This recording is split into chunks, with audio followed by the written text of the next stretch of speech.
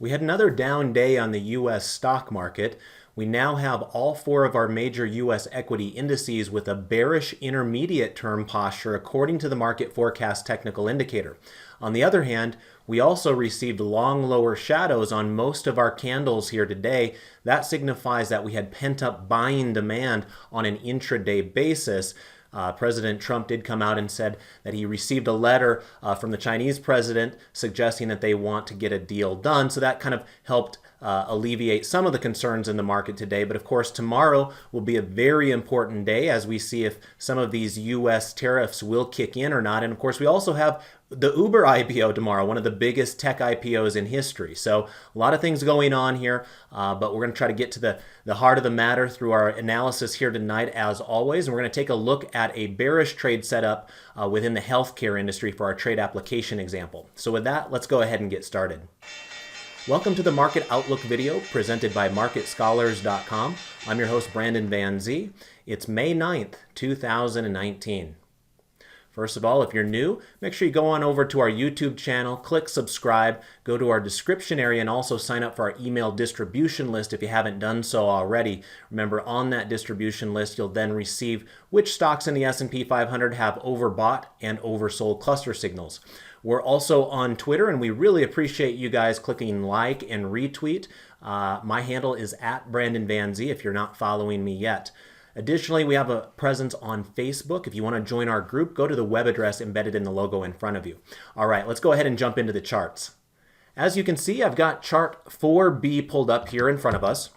And as a reminder, this is a foregrid of the four major U.S. equity indices here on a kind of a 3-month daily candle view. Now, the background colors of each of these charts will signify whether we have a bullish or bearish posture from an intermediate term perspective. Remember, one of the things that makes the market forecast indicator unique is that they work off of different time periods. So when you hear David and I say, something might have a bullish or a bearish posture, we are referencing the intermediate term line, which is that green line down below on the market forecast, unless you hear us say something otherwise. Because you can set your posture using the blue line and the red line as well. It's just that it's a much more active style of trading than we're accustomed to. So anyway, as mentioned in the intro, you'll notice that all of our charts now have a pink background color, signifying that we do have bearish postures across the board. So the last one to complete that was the Russell 2000, which is the chart in the lower right-hand corner here.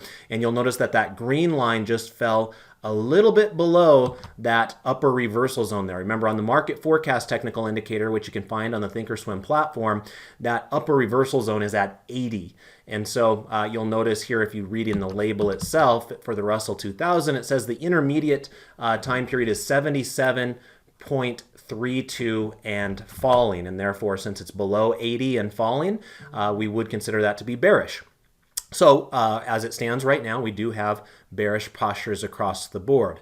Now, as I also mentioned in the intro, what makes this a little bit more difficult, and remember, markets are never easy. There's always going to be pros and cons on each side of the equation. Our job is to try to see which one has more pros and cons whenever we make our various decisions in the marketplace. But one of the things that the bulls have going for them right now is those long lower shadows. So notice right there, as I point at that candle on the Russell 2000, how low the Russell 2000 got at one point during the day, and then it closed way up here. So if I were to right click on this chart and then go to maximize sell, you can probably see that a little bit better right there. Notice that the Russell 2000 went all the way down to 1546 at its worst point during the day, but closed all the way up here at 1570. So that means that during the middle of the day, there was price pressure to the upside. In other words, the buyers were overwhelming the sellers on an intraday basis. To see that kind of up close here, let's go on over here to the trade tab, and I'll show you that this is the point early on, probably within about an hour of trading, when we hit our low of the day, and then it spent the rest of the day really rallying, not quite getting back to break even. It was still down 0.31% today, but nonetheless, a valiant effort there out of the bulls near the end of the day. Now, going back to the foregrid here, you will notice that we had long lower shadows also on the Dow Jones. And we also had that on the S&P 500. Not quite as much down here on the NASDAQ, but nonetheless, it did give you that impression that the bulls weren't just simply rolling over and letting the bears pull the carpet out one more time here. We're probably going to wait until tomorrow, once we get more news, especially out of the trade situation, to see which direction the markets want to go. But right now, it does seem like markets are in a little bit of limbo.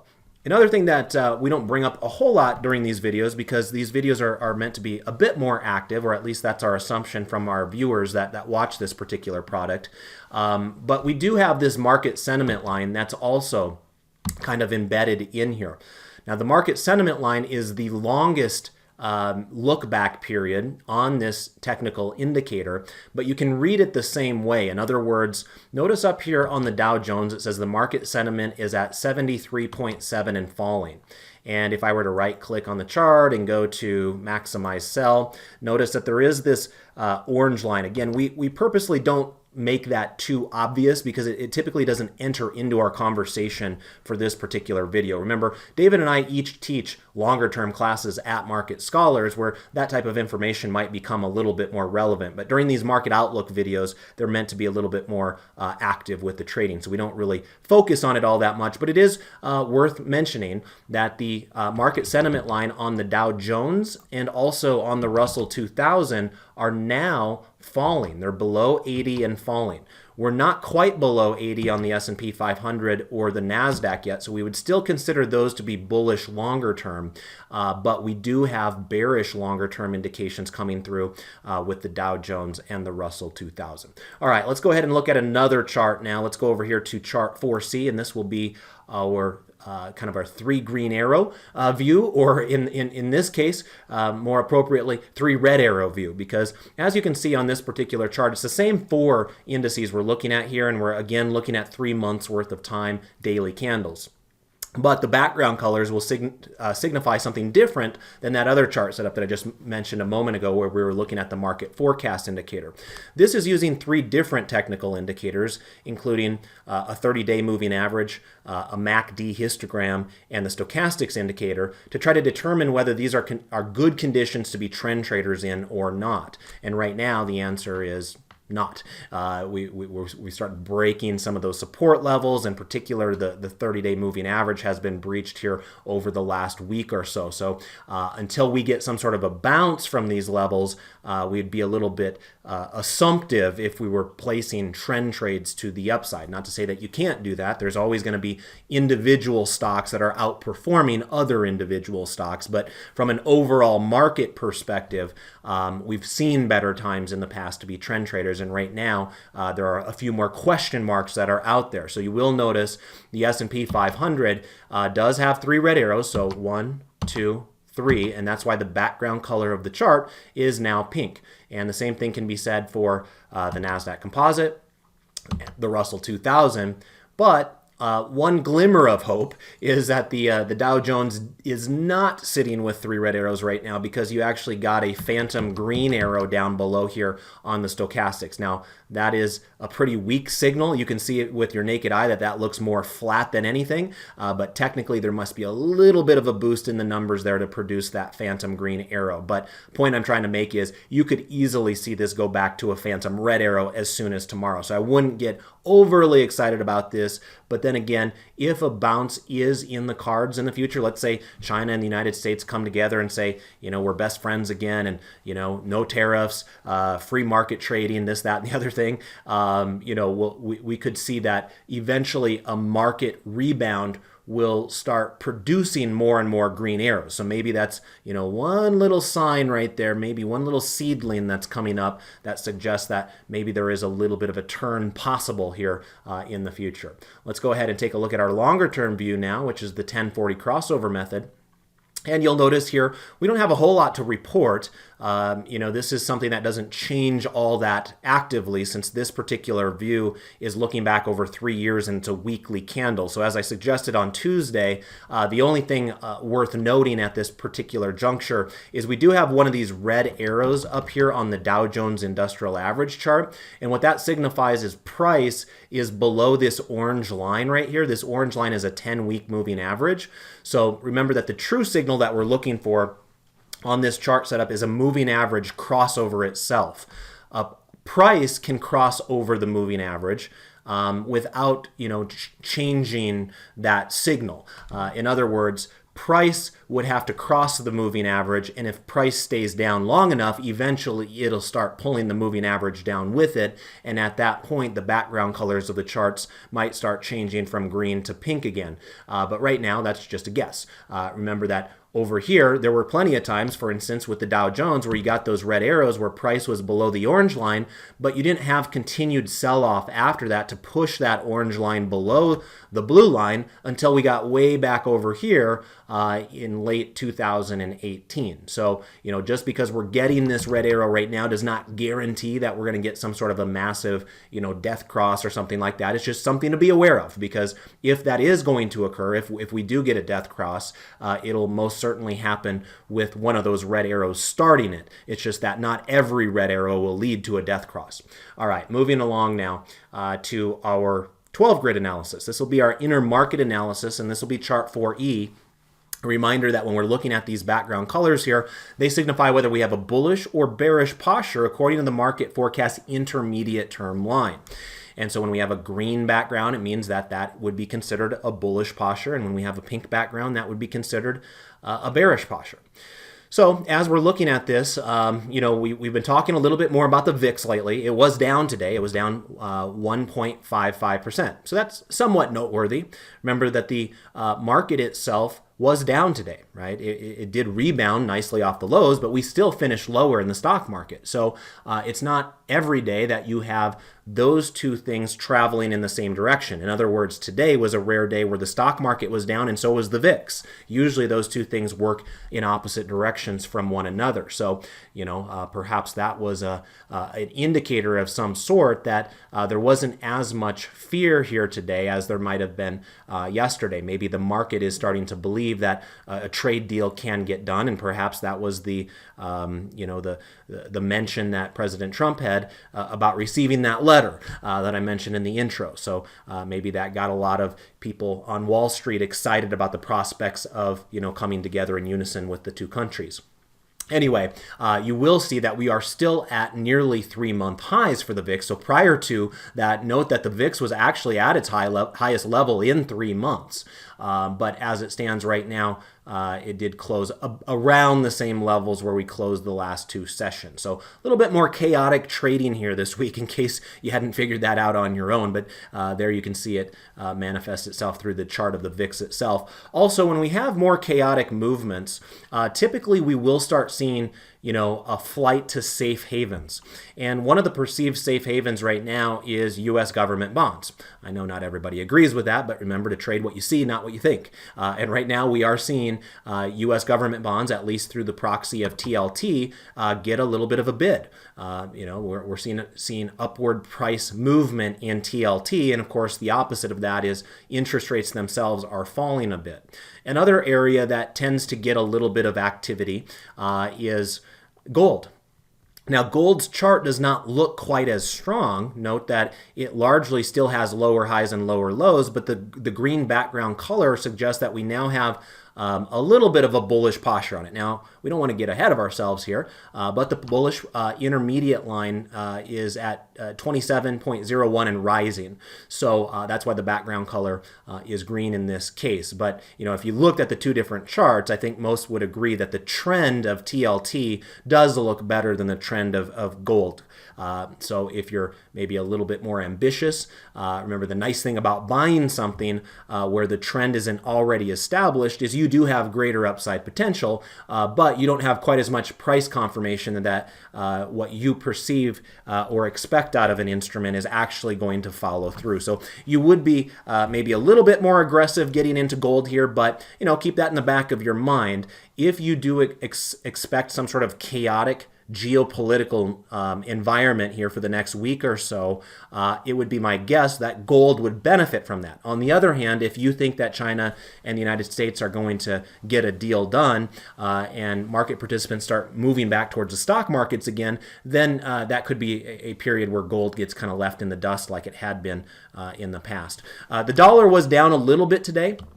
Now has that pink background color, but it does remain above a rising moving average. And we've been fooled by that in the past. So you just got to be careful there because, the dollar more times than not has shown its willingness to want to continue to go higher. And so right now I have no reason to believe that won't be the case. And so I would be a little bit cautious getting too bearish on UUP up here. But if it does start breaking down below this moving average, that's a different story. And that's why we look at these charts every single day. All right, let's take a look at our next chart setup. In this case, it'll be chart 4F. And this will be our foreign stock markets 12 grid. Now, things aren't looking so rosy here. As you can see, out of our 12 charts, there's only one green chart on the board. It's actually a chart in our upper left there, and that's Brazil. Now, having looked at that Brazilian chart, I'm not overly impressed with what I see from a price action perspective there either. Yes, it's good that it's starting to stabilize here, but we're still trading below a moving average. In fact, that moving average is falling just a hair there. So, perhaps a bottom is starting to be formed in EWZ, and the bullish posture is an early indication that the bottom is a little bit more resilient this time, but it's not at a point where you'd get overly excited about thinking that momentum is going to be there to support your bullish trade. So be a little bit more cautious on that one there. And, all these other charts are looking pretty awful. No surprise, China fell yet again today. China was down 1.7%. Now remember, we're looking at FXI here. There are a whole bunch of different ETFs you can look at to gain exposure to China. Also, you have to keep in mind that these do not reflect exactly what's happening in those home countries. This is what we see from a United States perspective after translating it into US dollars. So there will be some slight discrepancies depending upon your currency translations, but it at least gives us a good idea of how the risk appetite is in different parts of the world. And right now, the Chinese market is getting blasted in comparison to the United States. I know it doesn't feel fun here in the United States to suffer the week that we have, but let's keep things in perspective. We're still in one of the strongest stock markets in the history of the stock market in the United States in terms of where we're at on May 9th of the year. We are still in the driver's seat here with huge gains in the United States. Now, granted, we did start at a low point this year, so you have to take that into consideration. But nonetheless, notice the chart of China. China was once up 8% here and now is down 2% in just basically 2 or 3 weeks there. So we've given up 10% off the top in China in basically 2 or 3 weeks. We're not 10% off the top in the United States. We might be down about 4% in the United States. So that would be one way to suggest that the world feels that if there are tariffs that take place and there is a trade war, it is likely that both countries would suffer as a result from an equity perspective, but right now the expectation is that China will suffer worse than the United States. So hopefully that spurs China into desiring to get a deal done. Who knows if that's going to happen or not, but that's the nice thing about markets. Money tries to find its way to price discovery, and right now that discovery is suggesting that China will take it on the chin a little bit more so than the United States if we do go into an unadulterated trade war going forward. So hopefully cooler heads will prevail, but right now you can see that it's not necessarily a great time to be involved in the foreign markets. Let's see if it's anything better in the U.S., and I don't think it's going to be that much better in the U.S. but at least the percentages to the downside are maybe a little bit better. So again, notice here that the United States, if you're to look at it through the lens of the S&P 500, which is probably the most widely tracked benchmark on the planet in terms of looking at stock exposure, notice that the S&P 500 is still up 6% over the last 3 months, right? And that's not even a year-to-date basis. We're up even more on a year-to-date basis. But even on a rolling 3-month period, we're still up 6%. That's an outstanding 3-month time period right there. Remember, China's down over the last 3 months. So we have to take that into context, but you will see we have wear and tear this week. There's no denying it. You know, the market has largely been down for the last week, in some cases the last week and a half or 2 weeks. You know, it kind of depends upon the sector you're looking at. Things have been a little bit uglier over here with the materials. Materials have been in a downward move here for the last couple of weeks, maybe even 3 weeks, whereas some of the other charts are looking a little bit better. For instance, the staples have really only been down over the last week and a half. You could probably say the same thing with the financials here. So it does depend. You know, money's always moving, sectors are rotating, and by the way, I will get back into producing a new sector selector tomorrow night. Obviously, last week I was in Omaha, so I didn't get a chance to do that, but tomorrow I'll get a new one built, and so it'll be interesting to see any sort of rotations that have taken place from a sector perspective since the last time I put that together, so be on the lookout for that on Twitter. I'm not going to go over there and show you right now because you guys did a great job for me, and over 100 of you clicked like on Twitter for the Market Outlook video that I did on Tuesday, and so I'm happy, and so I don't have to badger you about that this time around. So keep it up. All of you 107 that did that Tuesday, keep on doing it here today, and that way we don't have to waste time during the presentations to remind you to do it. All right, so we're going to stay right here on the Thinkorswim charts and just kind of wrap things up now with our trade application example for the day. So for that, I did want to tackle the healthcare space again. That's the area I've been kind of focusing on a little bit more so with the bearish trades, partly because it was leading the market to the downside before, you know, the rug got pulled out. So as an example, notice that healthcare started breaking down here on, let's call it April 16th, whereas the breaking down of the S&P 500 didn't start happening until May. So healthcare was kind of a leading sector to the downside there. It got really bad to the point where we got that oversold cluster signal, we got that reversion to the mean rally, and now we've been struggling to keep that strength there, and we continue to reside below a falling moving average there. So that's why I keep on picking on healthcare for our bearish trade ideas here during these videos. So let's go ahead and pull up just a regular chart for A in this particular case, and I will pull up ticker symbol HOLX. And this is a chart that, as you can see, kind of reflects what we've seen in the general healthcare sector itself, where we had this big pullback in price. We got a bullish cluster or an oversold cluster signal right down there, and then we had price bouncing back, reverting to the mean. It did report earnings along the way. The stock did go up a little bit for a couple of days after that, but since then has really been falling yet again. Now we got to be careful here. Remember, this is a long lower shadow. This is probably a more dangerous trade on the eve of a potential trade deal as well. So keep that in the back of your mind. As we mentioned to you regularly, these are just trades that are going into an educational paper money account. Those of you that are trading your real money accounts, you have every ability to pass on any one of these trades for any given reason. So for those of you that feel a bit more skittish given the geopolitical climate right now, I think it makes perfect sense just to say, okay, I'm stepping back from the keyboard. I'm not taking any trades until I find out additional information. But for the sake of education and the application of our education, we will place a bearish trade here tonight because we do have a bearish posture. That's what the pink background color is telling us there. We do have a red moving average, which tells us that price is below a falling moving average. And we also have a longer term indicator. You'll notice that this dotted orange line, which represents the market sentiment line, is also falling and would be considered bearish at this point right there.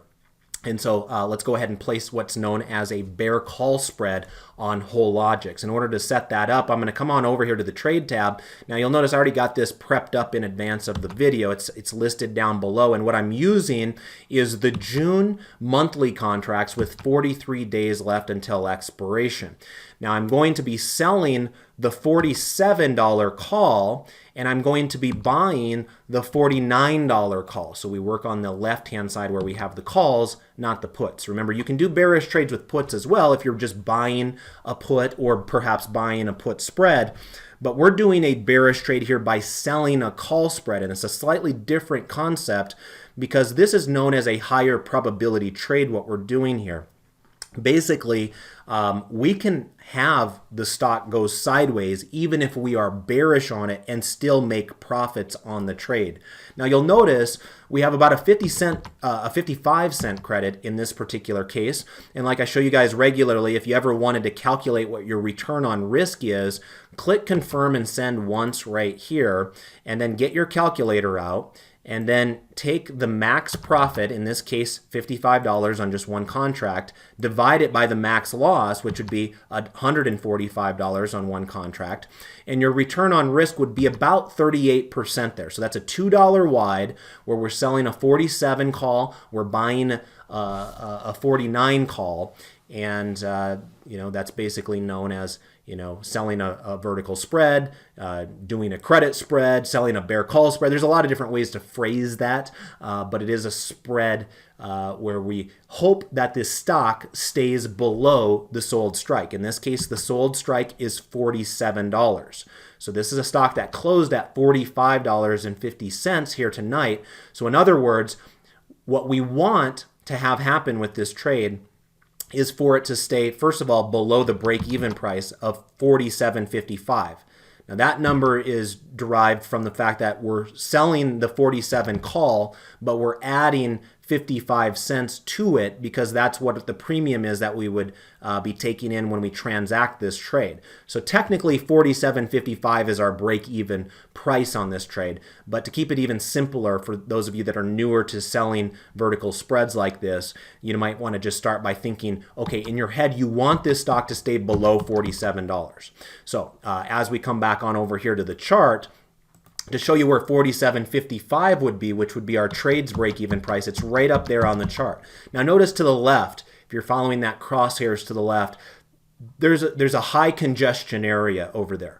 This stock was trading at $47.55 or thereabouts ever since February 25th and has had a hard time keeping above those levels. There's been a day here or there where it got above there and then it fell back below it. So I think that helps support the trade idea because it could suggest that there were some, potential sellers that were setting up shop there. So, in other words, we expect this stock to go lower because it has a bearish posture right now. But if it doesn't, and we will be wrong regularly as traders, let's keep that in the back of our mind.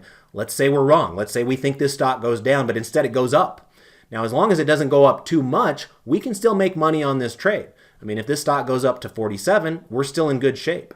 If the stock stays at 45.50, we're still going to make money there as well. And of course, if the stock goes lower, we're going to make money.